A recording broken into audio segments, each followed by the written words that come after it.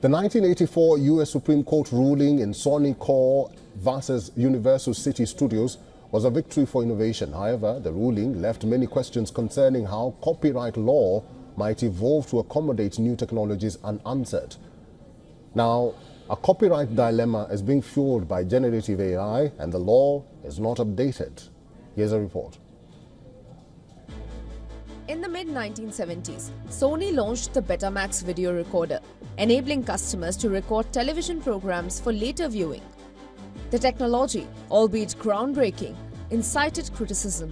Universal Studios filed a lawsuit against Sony. The firm asserted that the recording of television programs, even for personal use, is a copyright violation. The Supreme Court ruled in favor of Sony. The court determined that the time-shifting function has significant non-infringing applications.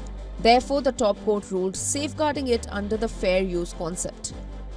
This pivotal ruling represented a triumph for innovation. However, it raised unresolved questions over the adaptation of copyright law to emerging technology. Currently, a comparable conflict is playing out with the emergence of generative artificial intelligence models. Courts globally are already confronting a pivotal inquiry. Does the fair use doctrine remain applicable in the age of AI, or should it change? There are several lawsuits currently questioning the fair use ruling. Here are a few of the lawsuits currently in courts. New York Times versus OpenAI in the US. Getty Images versus Stability AI in the UK.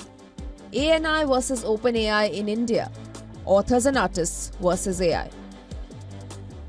The limits of fair use, a theory that aims to allow limited use of copyrighted material for critical, educational and research purposes, are being examined by courts in India, the UK and the US. Fair use, the cornerstone of copyright law, is based on 4 criteria: the purpose of usage, the nature of the work, the quantity utilized, and the effect on the market. Courts have historically construed this approach to accommodate emerging technology. Implementing this notion in AI is considerably more intricate. AI businesses contend that their models produce novel outputs instead of replicating original works, therefore rendering them transformative. Critics argue that these methods frequently compete directly with original material, resulting in economic losses. The implications of these legal disputes reach much beyond singular cases. Similar to the Betamax controversy, GenAI prompts inquiries on the equilibrium between innovation and intellectual property rights.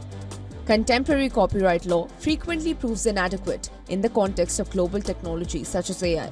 The lessons of the past apply to new tech today too. Business Bureau, WION, World is One. For all the latest news, download the WION app and subscribe to our YouTube channel.